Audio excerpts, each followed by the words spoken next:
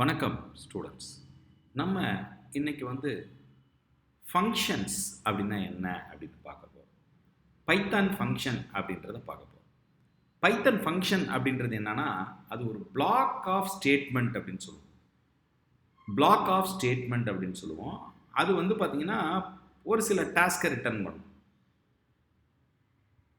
அதாவது காமனாக ரிப்பீட்டடாக ஒரு விஷயத்தை நம்ம செய்யணும் அப்படின்னா அதை நம்ம என்ன பண்ணுவோம், ஃபங்க்ஷனுக்குள்ளார எழுதிக்கலாம். ஒவ்வொரு தாட்டியும் அந்த கோடை திருப்பி திருப்பி எழுதுறதுக்கு பதிலாக அதை ஃபங்க்ஷனுக்குள்ளார எழுதிருப்போம்.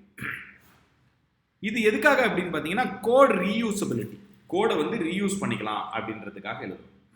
அப்போ ஃபங்க்ஷன் அப்படின்றது என்ன அப்படின்னு பார்த்தீங்கன்னா, ஃபங்க்ஷன் அப்படின்றது என்ன அப்படின்னு பார்த்தீங்கன்னா, பைத்தன் இன் பைத்தன் நான் சிம்பிளாக பைத்தன் ஃபங்க்ஷன் எழுதுறேன். Python functions is a block of code that returns the specific task. The main idea is to put some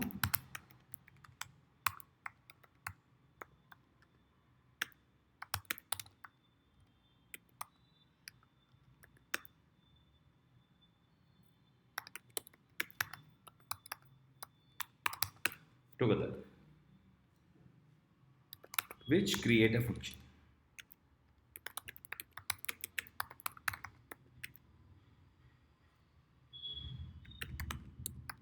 Instead of writing codes repeatedly again and again. இதுதான் மீண்டும் மீண்டும் கோடை எழுதுறதுக்கு பதிலாக நம்ம என்ன பண்ணுவோம்னா, ஒரு கோடை ஒரு ஃபங்க்ஷன் பிளாக் ஆஃப் கோடில் எழுதுவோம். பெனிஃபிட் என்ன அப்படின்னு பார்த்தீங்கன்னா, code reusability and readability. Code reuse பண்ணிக்கலாம், ரீடபிள் பண்ணிக்கலாம். இப்போ ஒரு உதாரணத்துக்கு நான் ரொம்ப சிம்பிள், அதுக்கு முன்னால் உதாரணம் பார்க்கறதுக்கு முன்னால் அதோட சின்டெக்ஸ் எப்படி இருக்குன்னு சொல்லிடுறேன். அதோட டிக்ளரேஷனு டெஃப் அப்படின்னு ஸ்டார்ட் பண்ணணும், டெஃபினிஷனு. அடுத்தது பார்த்தீங்கன்னா ஃபங்க்ஷனுக்கு ஒரு நேம் கொடுக்கணும். அடுத்து பார்த்தீங்கன்னா பெராமீட்டர் இல்லை பெராமீட்டர்ஸ். இதுதான் பிளாக் ஆஃப் கோடு. இங்கெல்லாம் என்னன்னு சொல்லுவோம்னா ஸ்டேட்மெண்ட்ஸ். இங்கெல்லாம் என்னன்னு சொல்லுவோம், ஸ்டேட்மெண்ட்ஸ். அதாவது ரிப்பீட்டடாக வரக்கூடிய ஸ்டேட்மெண்ட்ஸ். இதுதான் கொடுக்கும். இதுதான் ஃபங்க்ஷனோட சின்டாக்டிக்கல் ஸ்ட்ரக்சர். இப்படி தான் இருக்கும் ஒரு ஃபங்க்ஷன், இப்படி தான் இருக்கும். இது ரன் ஆனா பார்ப்போம். This is error. ஏன்னா இப்படி பண்ணக்கூடாது, நம்ம டெக்ஸ்ட்டில் தான் போடணும். இருந்தாலும் தெரிஞ்சுக்கோங்க, பார்த்து கரெக்ட் பண்ணிக்கோங்க. ஒரு டெஃபினிஷன் இப்படி தான் இருக்கும். ஓகே, ஸோ திஸ் டெஃபினிஷன் இப்படி தான் இருக்கும். அதை நான் சொன்னேன்ல, இது டெக்ஸ்ட் ஃபீல்டில் போட்டால் கரெக்டாக இருக்கும். So I would like to copy this, Ctrl X. I would like to delete this and டெக்ஸ்ட்லேயே போடுறேன், அப்போ தான் உங்களுக்கு கரெக்டாக இருக்கும். ஸோ இது டெக்ஸ்ட். இந்த இடத்துல டெஃப் அப்படின்றது ஒரு கீவேர்டு. இந்த இடத்துல டெஃப்ன்றது ஒரு கீவேர்டு. ஸோ இந்த ஸ்டார்லாம் வருது, நம்ம அதெல்லாம் வேணாம். இந்த இடத்துல டெஃப்ன்றது ஒரு keyword, followed by function name, ஒரு ஐடென்டிஃபையரு. இது பெராமீட்டர்ஸ். இது என்னன்னு சொல்லுவோம், பெராமீட்டர்ஸ். இதெல்லாம் ஸ்டேட்மெண்ட்ஸ் அப்படின்னு சொல்லுவோம். ஓகேவா? இதுதான் நமக்கு இருக்கக்கூடிய விஷயம். Right? So parameters and statements.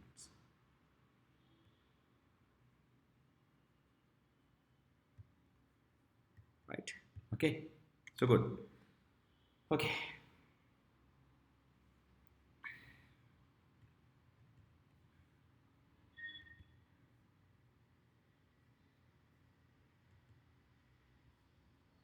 So எனக்கு இப்படி தான் வேணும். Def, function name, parameters, statements அப்படி.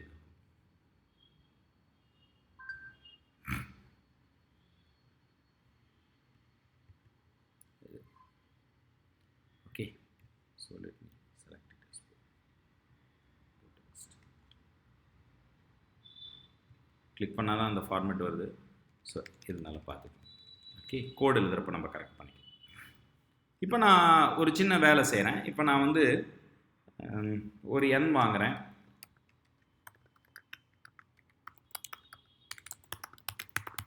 என்டர் த நம்பர் அப்படின்னு வாங்குறேன். இப்போ நான் நம்பர் வந்து 12 அப்படின்னு வாங்கிட்டேன்.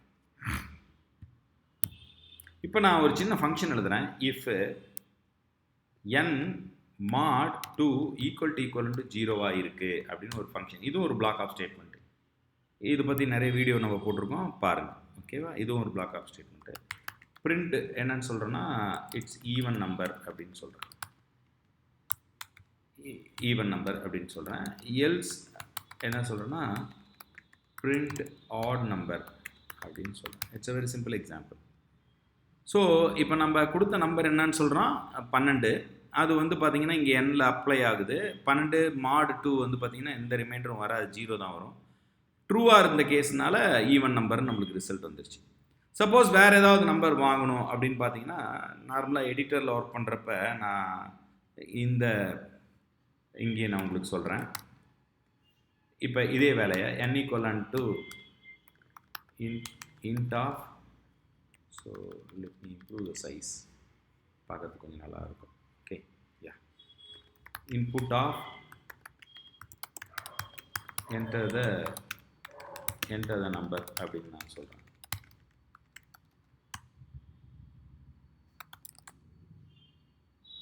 n = int of input of enter the number. Object is not callable. Sometimes it may happen.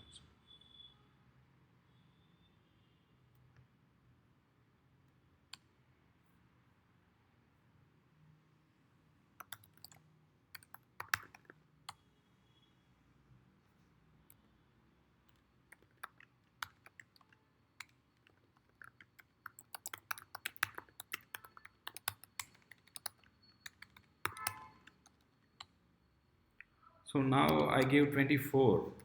இப்போ நான் எழுதுறேன் if x mod 2 equal to 0, print even number,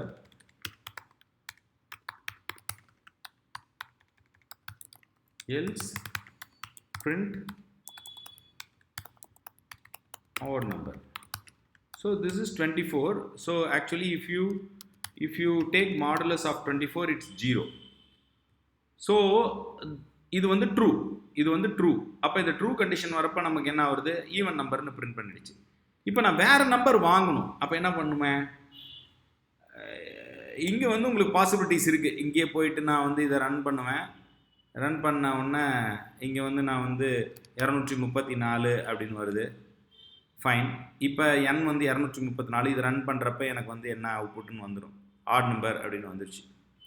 243 கொடுத்துருக்கேன். ஓகேவா? ஆட் நம்பர்னு வந்துருச்சு. இங்கே இந்த நோட் புக்கு இதில் வந்து பாசிபிலிட்டிஸ் இருக்குது. பட் இங்கே பாருங்கள், கன்வென்ஷனலாக சிஸ்டம் இது கொடுக்குறேன். திருப்பியும் நான் இந்த again I have to repeat the code. X வாங்கணும், 233 அப்படின்னு வாங்குகிறேன். எகெயின் இந்த பிளாக்கை நான் எழுதணும். அப்போ இது ஆட் நம்பர் அப்படின்னு ரிட்டர்ன் பண்ணு. ஸோ இந்த மாதிரி ரிப்பீட்டர்லாம் எனக்கு வேணாம், இருக்கக்கூடாது அப்படின்னு நான் ஃபீல் பண்ணுறப்ப என்ன பண்ணுறேன், just I would like to combine these two codes into a block that is called as function. அப்போ என்ன எழுதுவேன், def check even, இதில் எந்த பேராமீட்டரும் இல்லை, இன்புட் வாங்குகிறேன், n = int of input of enter the நம்பர்னு இன்புட் வாங்குகிறேன். இப்போ இங்கே எழுதுகிறேன் if n mod 2 equal to 0 இருந்தால் இங்கே எழுதுறேன் print even number அப்படின்னு எழுதுறேன். இல்லைன்னா என்ன சொல்கிறேன், else print